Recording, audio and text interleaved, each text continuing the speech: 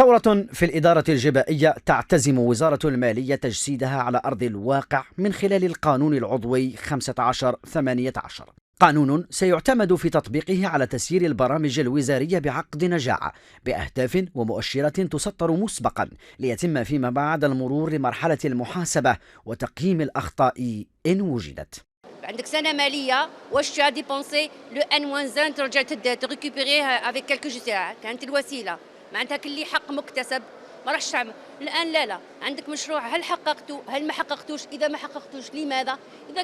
اذا كنت انت ماكش قد المسؤوليه، واذا كان هناك معناتها مشاكل ولا معناتها في التنفيذ تكون هناك كيفاش نعقلنوا ونستعملوا ونستغلوا بتسيير عقلاني جميع الوسائل لتحقيق الأهداف، وتكون هناك روح منافسة.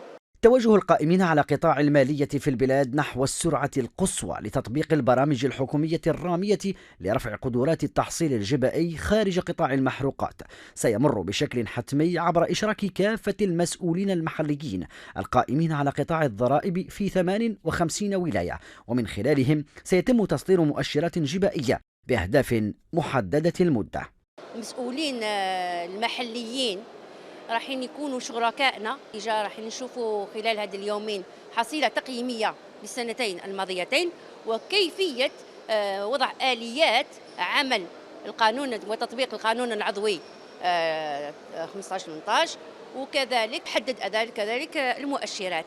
إعادة تفعيل التحصيل الجبائي يستلزم حسب مراقبين المتابعة الدقيقة لكافة مراحل تنفيذ الخطط المسطرة. نتوقع أنه في نهاية هذه السنة راح تكون بداية بالمخرجات والبداية بالنسبة لتفعيل المنظومة القانونية لتحقيق طبعا المداخيل الضريبية في المستوى، لأنه السيد الوزير الأول أو السيد الوزير يحكي على أنه ميزانية التسيير يجب أن تكون من طبعا هذه المداخيل الضريبية غير المحروقات. عزم الحكومة على إعطاء قطاع الضرائب أريحية أكثر في العمل الميداني يأتي تمهيدا لاستهداف رفع التحصيلات الجبائية خارج قطاع المحروقات.